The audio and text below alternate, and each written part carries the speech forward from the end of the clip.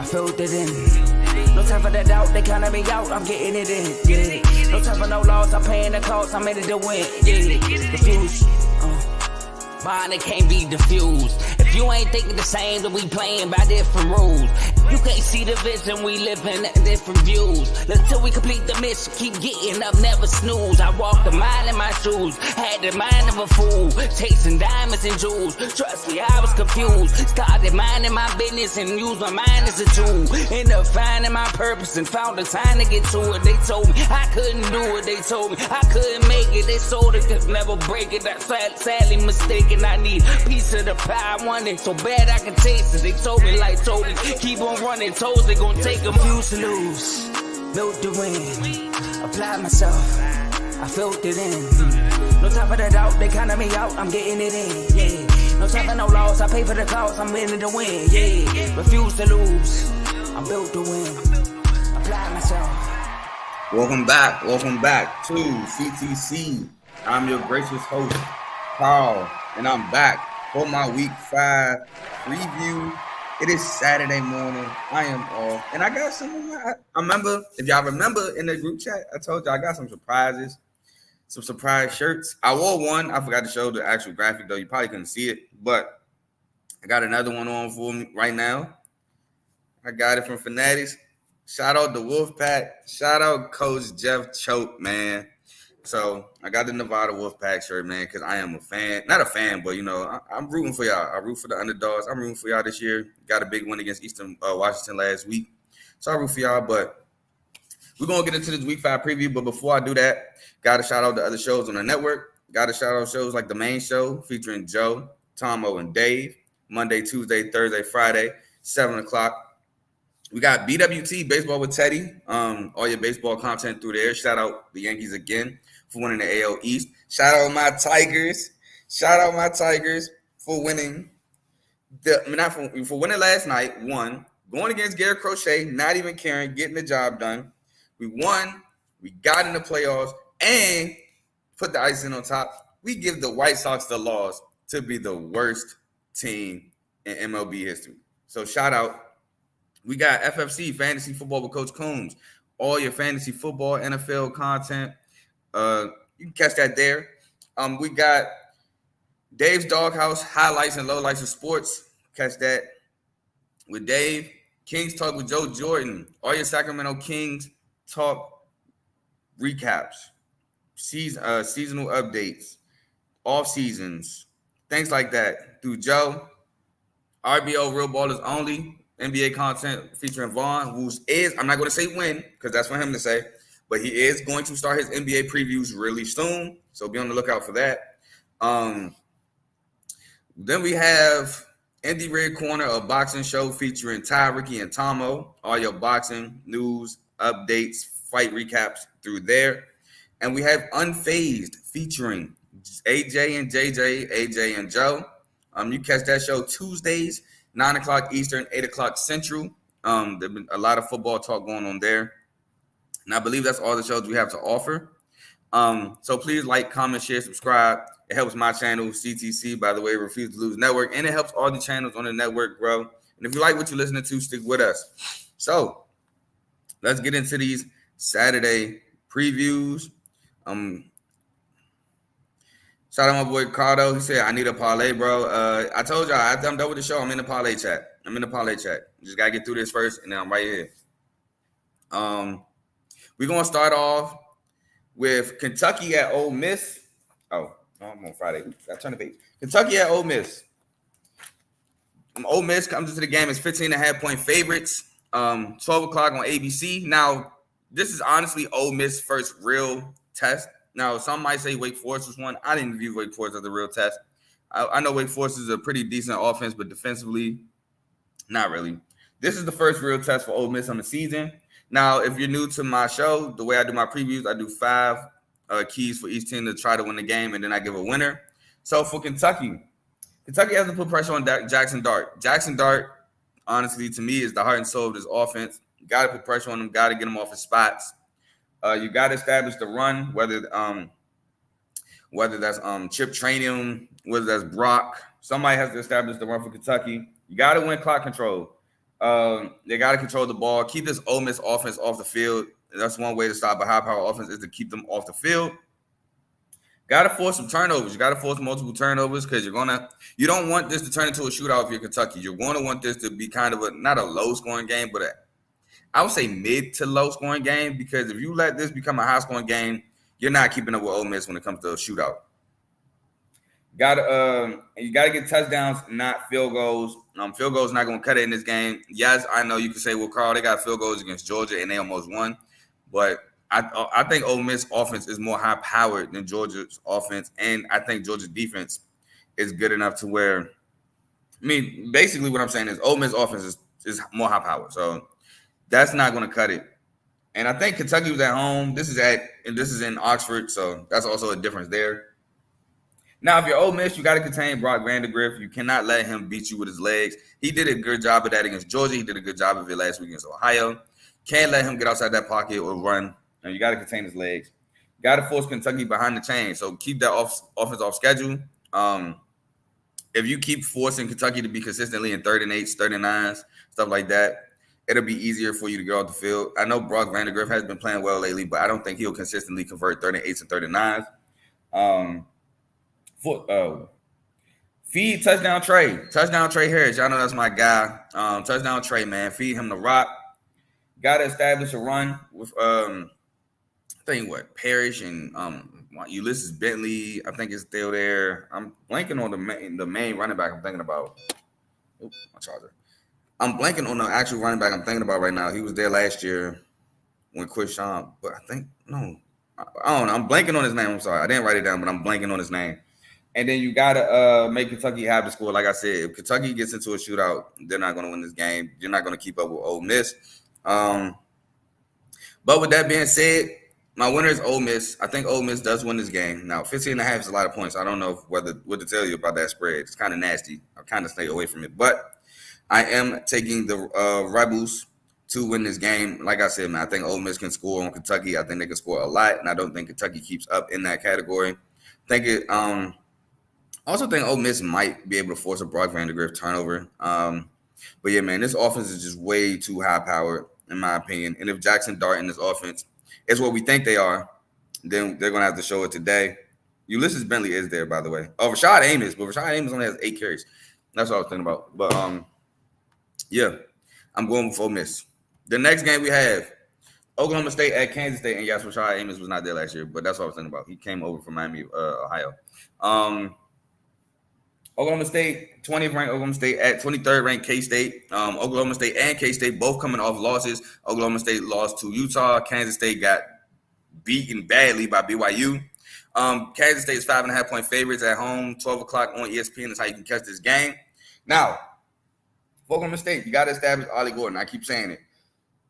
When Oklahoma State can't run Ollie Gordon, it just looks bad. It looks bad.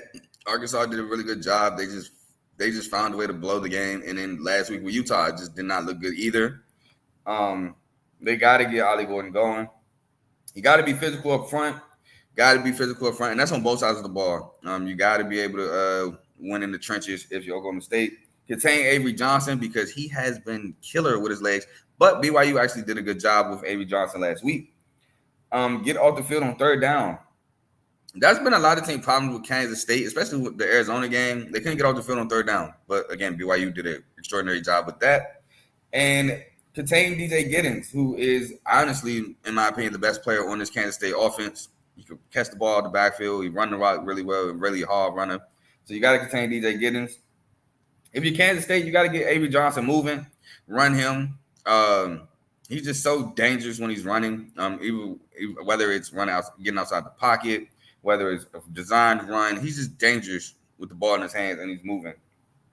Feed DJ Giddens, again, already explained that. Contain Ollie Gordon. Force Oklahoma State offense to be behind schedule. Same thing with when you face a team that likes to run the ball and you make them have to pass the ball, it kind of gets a little weary for them. And you got to make Alan Bowman beat you. I've said it again. I've said it all the time. Alan Bowman, when he has to beat you, doesn't look great, man. If you can force Oklahoma State to be in a bunch of passing situations, it bodes well for you. And my winner, because of that, is K-State. I think K-State wins the game. I do think it's a close one.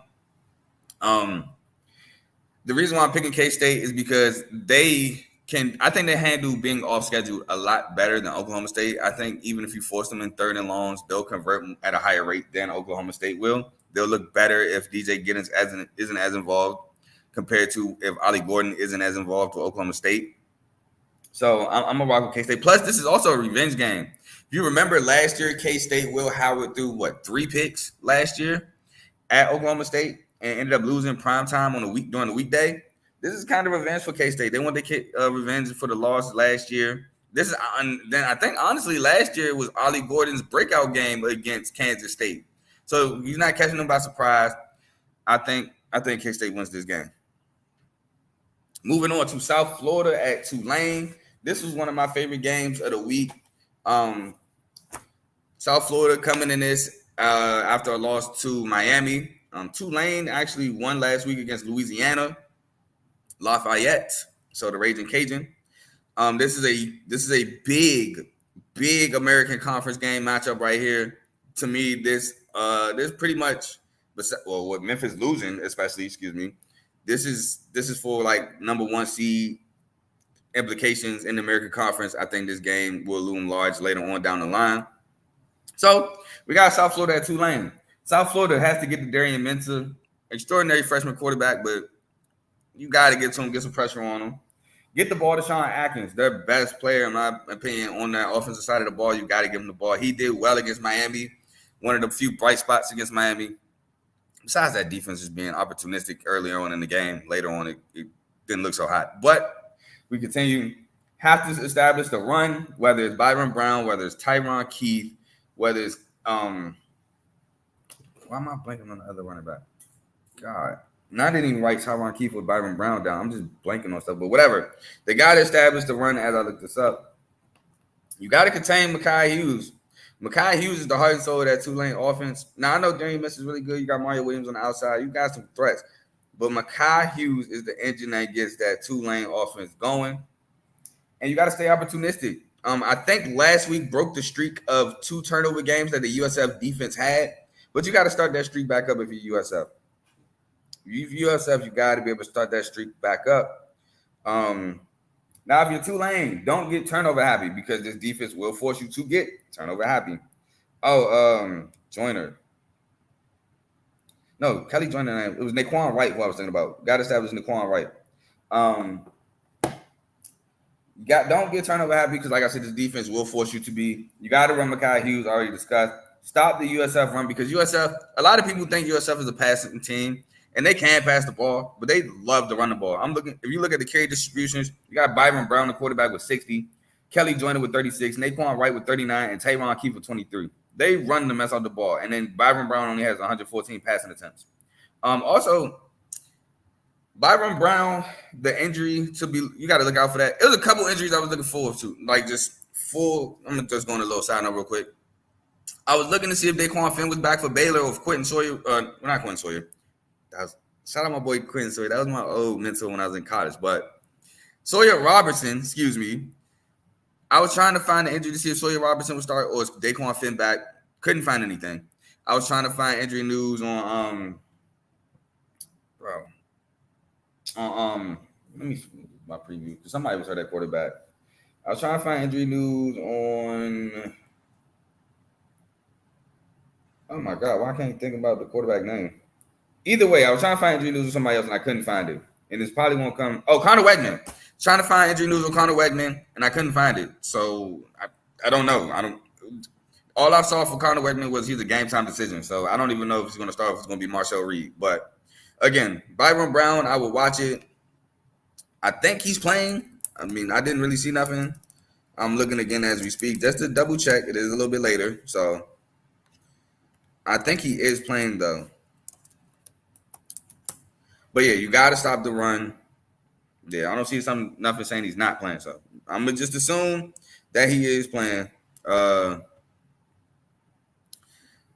right, back to the point. Contain Byron Brown as if he's playing. And then watch Sean Atkins at all times, obviously. But my winner for this USF Tulane game is going to be Tulane. Partially because it's at home. partially because Darian Mitchell has been playing well. They need this game. I picked Tulane to win the in the preseason, and I still think Tulane is going to win this American Conference. And I just honestly think that Tulane will have – it is going to be tough to stop this USF run, but I feel like they can contain it. I don't think they're going to stop it, but I think they can contain it. I think they do win a close ball game, but I think they win nonetheless. Moving on to a game that this – by the way, all these lines are brought to you by FanDuel. Nah, we're not sponsored by FanDuel, but I'm just saying, if you see a different line, I got these from FanDuel. But BYU at Baylor, this game is confusing. Baylor is favored by 3.5 points, 12 o'clock on FS1. I think the wrong team is favored, but I kind of just spoiled it. But whatever. BYU continue to be physical up front. Man, well, they just a physical team, period. You are going to be sore the next day playing BYU. Have to stop the run, whether it's Dominique Richardson, whether it's Sawyer Robertson, or Daquan Finn, don't know yet, whether it's Richard Reese. Get off the field on third downs, which they do a really good job at. They get off the field at a good, really good. Contain the quarterback, again, whether it's Sawyer or Daquan. And you got to score to take the home crowd out of it. So score first. Now, we saw BYU return a punt that was crazy last week, but you got to score, man. This offense has actually been doing really well. Their running back, LJ Martin, he has been out, but they still been doing a really good job playing running back by committee. Now, if you're Baylor, Baylor has to put up points because you got to force BYU to score. A lot of these BYU wins, except last week, they put up 38 last week, but when they beat SMU, they just constricted SMU's offense, forced a lot of turnovers, won a low-scoring game. I don't think they really has been tested to put up points. Right here we got 34-14, but they didn't have to put up 34 points, and they also played Wyoming, and then 41-13 to Southern Illinois, but they didn't have to put up 41. They just did because they went against FCS school. They haven't really been tested enough to really have to put up points. You got to put up points to see if they good enough to match. Baylor. Sawyer or Daquan has to use their legs. Got to keep this BYU team off balance, but I ain't gonna lie, BYU was actually really good at containing quarterbacks. They did a really good job against SMU as well. Now, Kevin Jennings did break some runs, but they, for the most part, did a really good job. Have to contain Jake Reslav. He can use his legs as well. Got to win the clock control battle. You gotta keep drives going. You gotta get BYU off the field. You gotta win the time of possession. And you got to force some turnovers, man. You got to get extra possessions for your offense, whether they lead to field goals or not. Just get extra possessions that lead to points. But like I said, man, this game is wrong team favored. This BYU team is not only just physical, but they're so well coached. I think they're going to do a great job against this offense. This offense is not going to hit them. I think they're going to contain the quarterback. I think they're going to do a really good job against the run. It's going to be hard for Baylor to find rushing lanes against this BYU defense. And in the past, I think they're going to get a lot of pressure on whoever's at quarterback. And so I think BYU wins this game outright. I don't know why BYU isn't favored, to be completely honest with you. But we move on to Maryland at Indiana. Indiana's getting 6.5. No, it's favored by 6.5 points, 12 o'clock on Big Ten Network. The Terps, 3-1, only loss being to my boys, Michigan State. Indiana's coming into this game undefeated. I don't remember what I had Indiana coming to this game. No, I had them being 3-1 coming to this game, but I had them beating FIU, Western Illinois, and Charlotte, losing to UCLA. They absolutely dominated every one of those games. Maryland, Billy Edwards can't have any turnovers. This Indiana defense is actually pretty good. They will get some turnovers. Can't afford any. Have to force Curtis Rourke to throw his first interception. Curtis Rourke, the transfer from Ohio, has been playing absolutely phenomenal. No interceptions on the year. Get the ball to Ty Felton and Caden Prather, the two outside perimeter receivers. Avoid D'Angelo Pons. I think he's one of the most outstanding corners in the country. Transfer from JMU, followed Signetti over to Indiana. And he's showing that he can play at that FBS level. Well, not FBS. Well, he's showing he can play at the major D1 level because JMU was FBS. But, yeah, y'all get what I'm saying. Establish Roman Hemby. Got to be able to run the ball against this Indiana team. Now, if you're Indiana, you got to contain Roman Hemby. Make Billy Edwards continue to drop back and throw the ball. Get the ball to Elijah Surratt, another guy that came over from JMU with Signetti. Establish Justice Ellison on the running back transfer from Wake Forest. Force Billy Edwards interception, that comes with containing Roman Hemby. And you get in third and long situations, let that pass rush and hunt. And again, it gives you more opportunities to get an interception. With that being said, I'm riding with Indiana. Indiana moves on to 5-0. I think they look dominant. Cignetti got these boys looking really good. They coming into this season looking really well. Now, granted, 3 of those teams, you might say they aren't real tests. But even with the UCLA game, they dominated at UCLA. And I think they do the same thing to Maryland. I think they dominate Maryland. Maryland, when I think of Maryland, at least from what I be seeing, I think they're more of a finesse team. I think Indiana can overpower them. I think they struggle scoring against Indiana's defense. So I'm rolling with Indiana. My next game, Louisville at Notre Dame. Notre Dame favored by 6.5 points. This game is 3:30 on Peacock. If you're Louisville, you got to force Notre Dame into third and longs. Force Riley Leonard to have to throw the ball. Stop the run because Riley Leonard is definitely going to run, and then you got Jeremiah Love and those guys. Contain Riley Leonard. Force Notre Dame to score points. That's the thing. I don't think this Notre Dame offense is good enough to sustain points. Yes, I think they would put up 27 against Miami of Ohio. They only put up, 14 or something like that against Northern Illinois, and I think they put up 31 against Texas A&M. But those are like big plays. The Texas A&M game is supposed to be with big plays. I'm not really going to count the Miami of Ohio game. I think they were scoring because the defense of Miami of Ohio was getting worn down. Miami of Ohio really couldn't do much on offense. They put up 28. 66 against Purdue, but it's Purdue. Oh, they put up 23, oversold it, 23-13.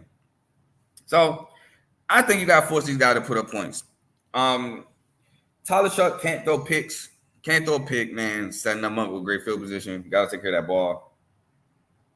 Now, if you're Notre Dame, you got to establish Jeremiah Love. Establish the run. Try to break some long runs. Like I said, that's what helped them put up 23 against Texas A&M, which is a really good defense. Stay ahead of the chains. Again, if I don't think Riley Leonard's consistently picking up third and longs, run Riley Leonard because that is a superpower. Win the turnover battle. And Benjamin Morrison or Ja'Cory Brooks is going to be the matchup I would love to see. I don't think Colin Lacey is back quite yet. Ja'Cory Brooks has quite clearly been Louisville's best receiver. So that matchup is going to be stupendous.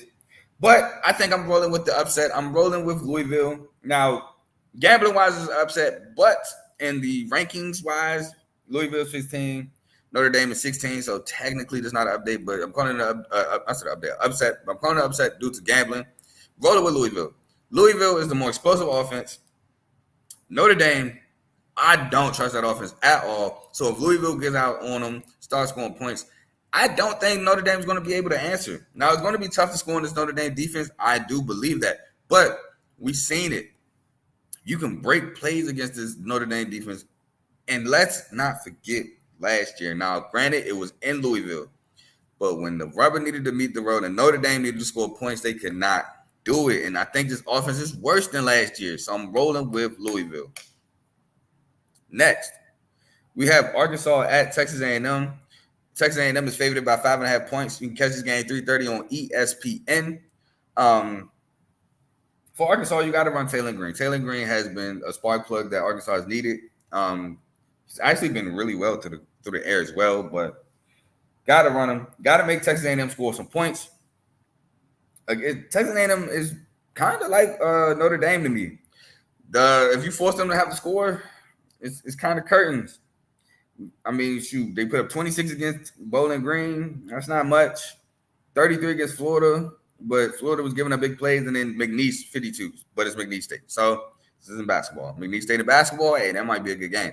But yeah, I think you got to force Texas A&M to put up points. Now, it's going to be tough to do it because they have a really good defense and they're scoring in the boys, but you got to be able to do that. Get the ball to Andrew Armstrong, who has been the playmaker on the outside for Arkansas. I say prepare for Connor Wegman because, again, he's a game-time decision. There's no, hard evidence he's playing, but there's no hard evidence he's not. He's a game-time decision. So you got to prepare for him just in case. And you got you got to be able to stop their stable of running backs. Again, Le'Veon Moss, Mari Daniels, Ruben Owens. Got to be able to stop that stable of running backs. Now, if you Texas A&M, contain Taylor Green. Again, been very huge with his legs for Arkansas. Establish the run. You got a bevy of running backs to do so, so you got to establish the run. You got to limit Arkansas splash plays because they get splash plays. You got to be able to limit them 20-plus yard plays. You got to force some turnovers, whether it's a fumble, whether it's a Taylor Green interception. You got to be able to force some turnovers. You got to get off the field on third downs. You cannot let Arkansas sustain drives. Arkansas does have an innate ability for some reason to pick up 30 longs, but you got to get off the field. And I know Texas A&M is favored by 5.5, but give me Arkansas to win this game. Arkansas is a high-powered offense. I think they're going to give Texas A&M defense some trouble. I do think Texas A&M will be able to get off the field at times, but it's going to be tough to stop this high-powered offense that Arkansas has. Arkansas, I get it. It's going to be tough for them to get stops, not because Texas A&M offense is good, but because Arkansas defense can be spotty. But I think I trust Arkansas's offense more than I trust Texas A&M to score on Arkansas's defense. So I'm going to take Arkansas in this one in the upset, gambling-wise. We move on to Oklahoma at Auburn. Auburn. This is, again, another line where I'm like, wrong team favorite, which spoils it. But so what? Auburn is favored by 1.5 against Oklahoma. This game is 3:30 on ABC.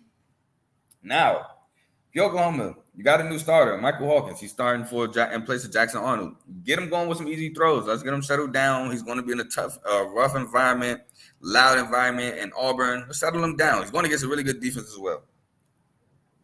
Put pressure on Peyton Thorne. Peyton Thorne is the starter from what I saw last night. He's going to start over Hank Brown. You got to put pressure on him. You know what Peyton Thorne does. What does Peyton Thorne do? He throw picks. So you got to force multiple of them. He's going to throw picks. Seems like Auburn got a quarterback. Both quarterbacks are going to throw picks. Hank Brown threw 3 in the first half last week. Peyton Thorne is known to throw picks. Either way you go, looks like Auburn quarterback is going to turn that ball over. Contain Jaquez Hunter. He's going to be heavily relied on because, again, these quarterbacks throw picks. So what's one way to not throw picks? Run the ball. And put Auburn in third and long situations, passing situations, to become opportunistic. Now, if you're Auburn, you got to find a way to hang around. Got to find a way to keep this game close, late game, and find a way to try to squeeze a victory out at home. Put pressure on Michael Hawkins. Again, freshman quarterback, first start. Put some pressure on him. Let's see what he do. You got to stop the run. You got to be able to stop the run.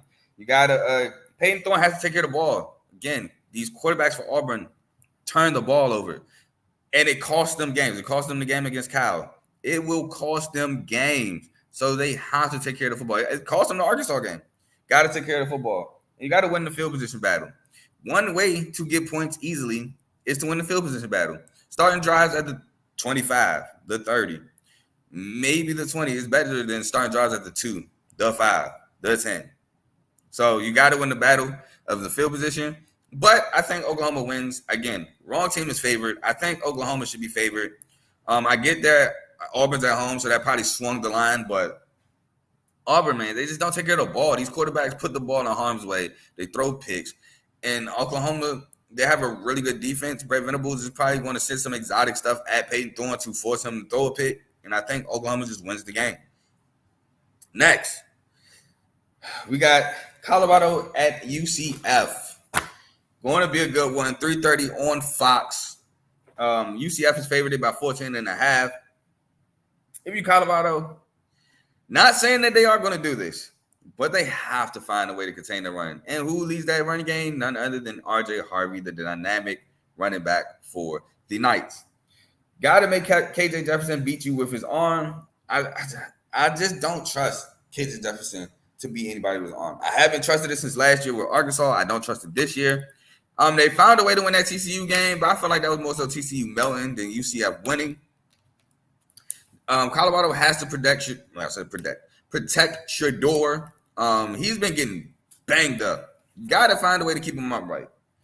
Have to try to establish a run. It don't got to be super crazy. It don't got to be 30 carries for 120, 130 yards, but you got to get some semblance of a run game. And you got to run. You got to keep up with UCF offense because I think UCF is going to put up points at a high rate against this Colorado team. Got to find a way to keep up. Now, if you're UCF, you got to get the ball to Kobe Hudson, which is going to be tough to do with guys like Travis Hunter on that opposite side of the field. Run R.J. Harvey, make Colorado or test that Colorado run defense. KJ Jefferson has to be accurate. I already touched on that. But KJ Jefferson also got to find ways to run, whether it's a design run, stuff like that. And you got to attack Shador Sanders up front with 4. Don't send blitzes because he'll tear you apart. Your front four has to find ways to get pressure on Shedeur Sanders. Now,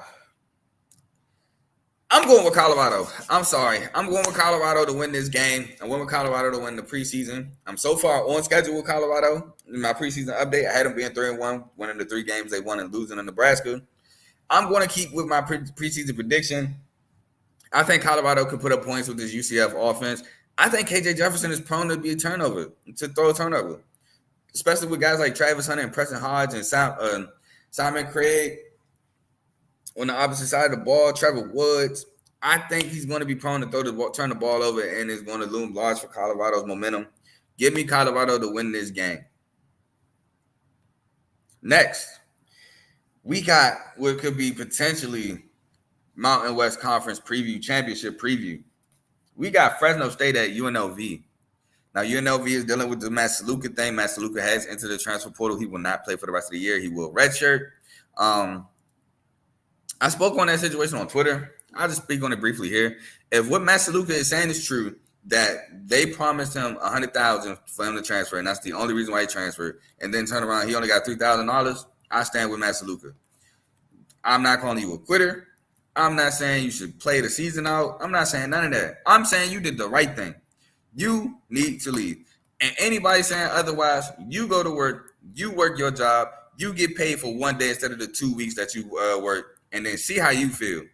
You ain't going to like it. You're going to want to leave. You're going to want to quit, and you're going to find somewhere else to work. He is no different just because he is an athlete. He is a human being just like all of us who go through real human problems. And if he not getting paid the money he was so rightfully deserved, he needs to leave. And he chose to do so. Now, that's if he's correct. That's all I'm going to say on that.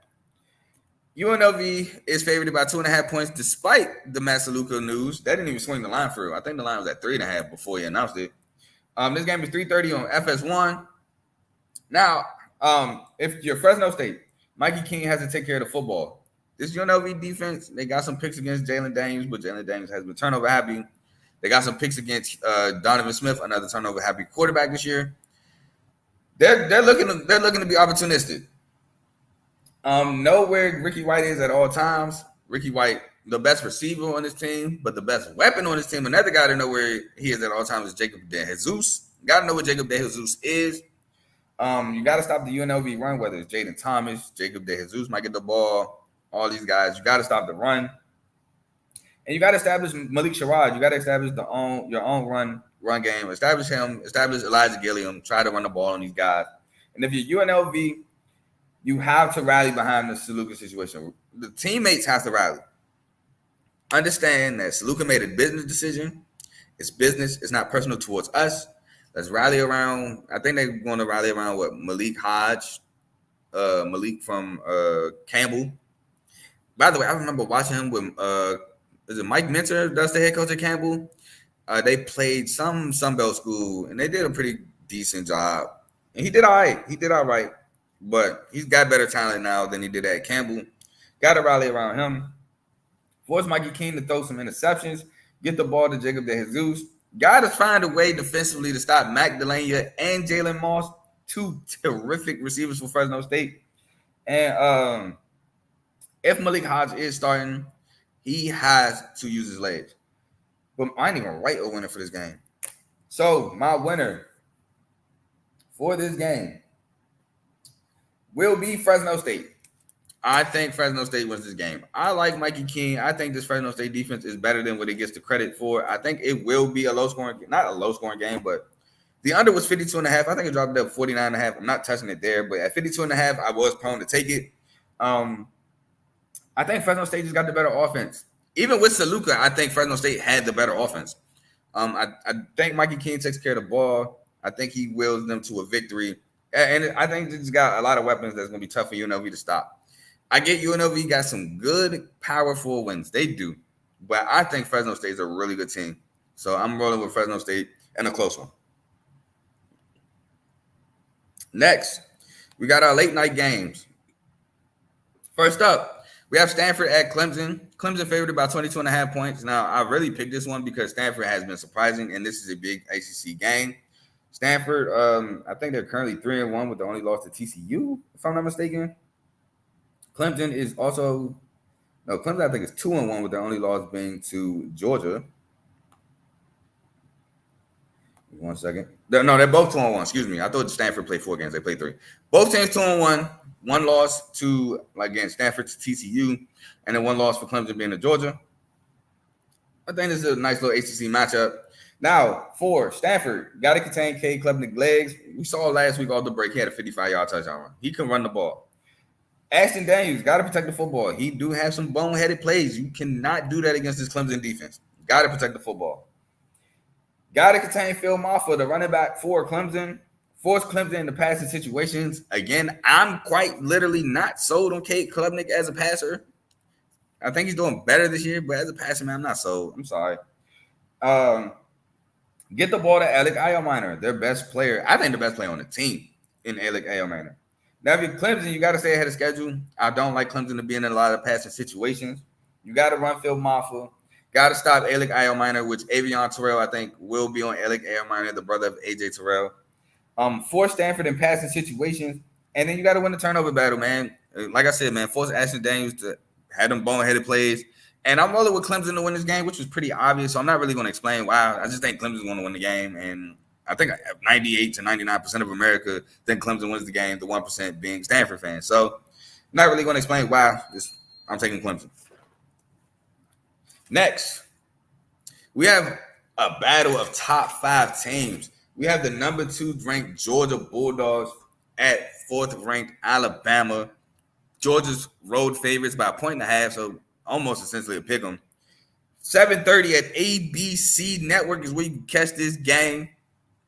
Now, if you're the Bulldogs, got to put pressure on Jalen Milroe. That O-line for Alabama has been suspect at best.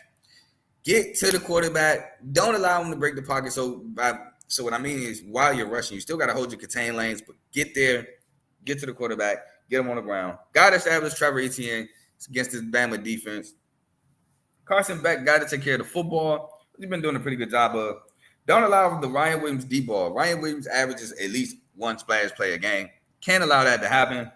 And you got to stop Jan Miller, the running back for Alabama.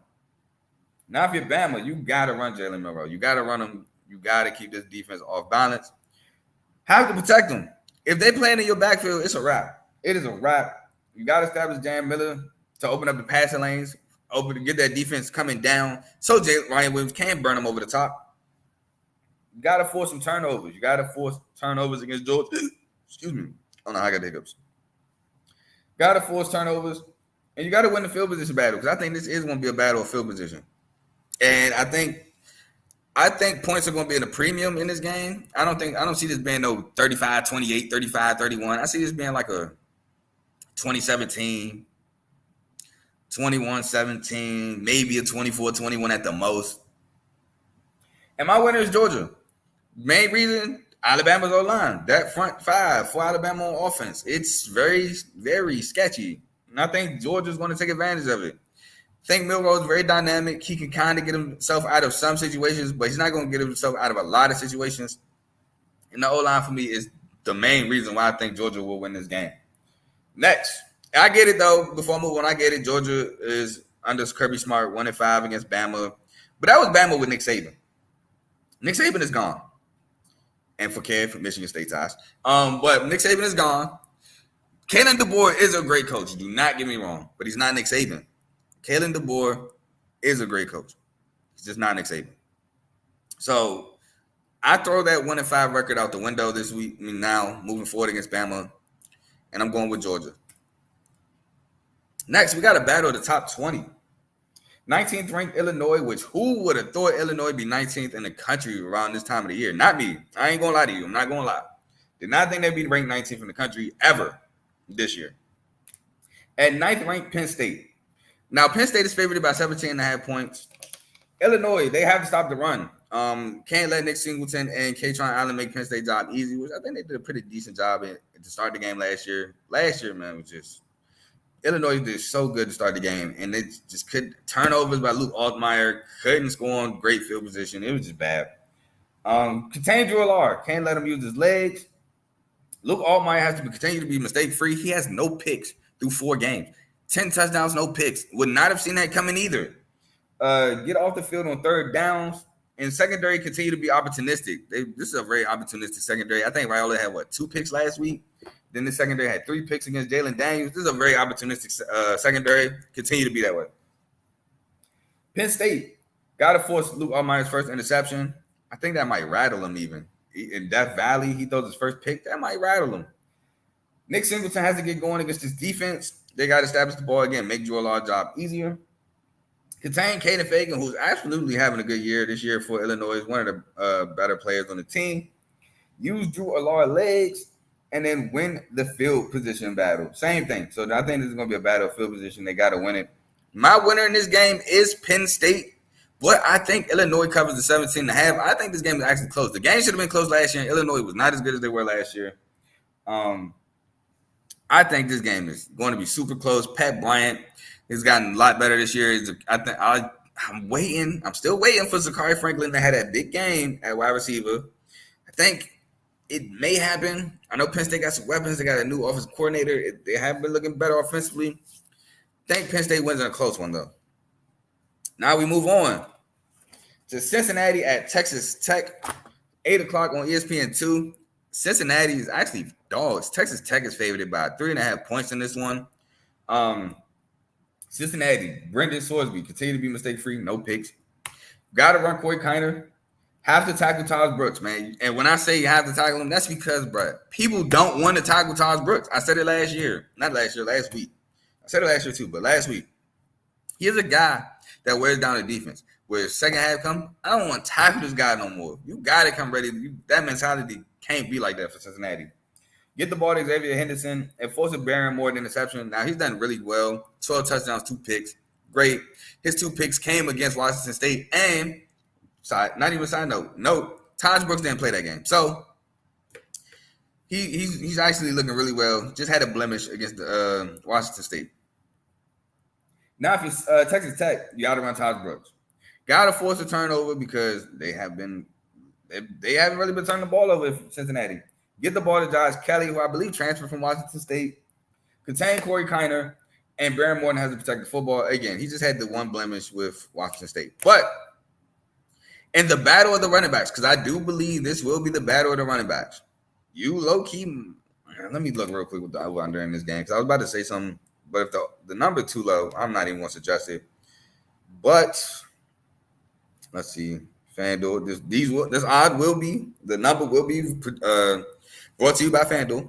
So if you, like I say, you find it in a different sports book at a different number, hey man, I told you where I got my information from.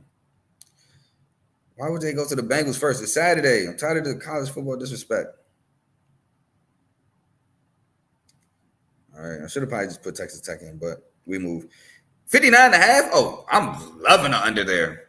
59.5 points. I'm thinking under there. I'm thinking under. In the battle of the running backs, I'm thinking under there. Now, if that loses, hey, so be it. But me, I love that under. But yeah, I'm rolling with Cincinnati in the battle of the running backs. And the last game I got for y'all is a late night banger. Now, please do not go on to 2 o'clock like you did last Friday. Washington State at Boise State. Boise State being favored by 6.5 points. Boise State is ranked 25th in the country this week. I thought also Washington State would get ranked. Should have been ranked, but they're not ranked. This game is 10 o'clock on Fox Sports 1.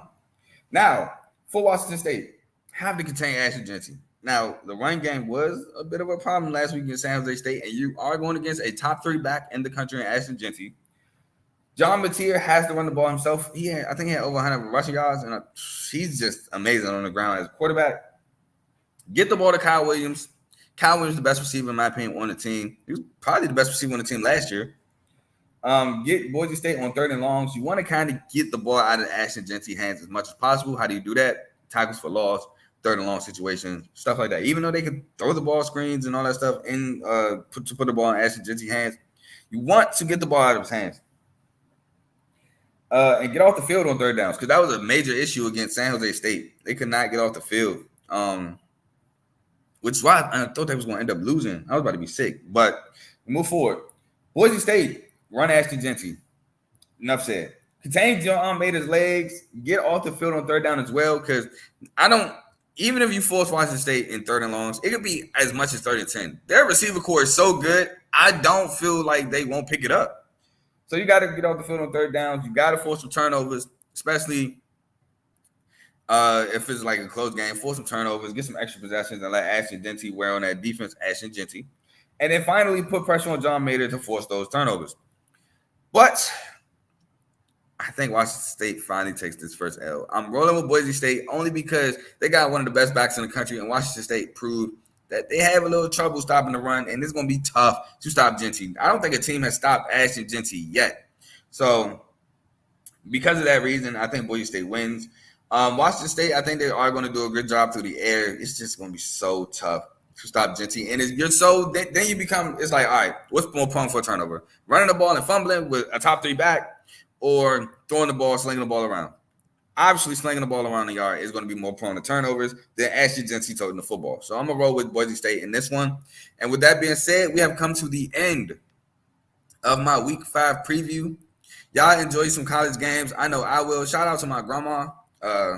She passed the citizen test, so I will be missing the 12 o'clock because of that. I will be in attendance for her swearing in. So shout out again to my grandma for passing that. Y'all enjoy these college footballs, though. I am off, so I will be live in effect after that and after we go out to eat. But I'm gone. I will probably see y'all Sunday. I'm not sure. No promises. But I'm gone. Peace.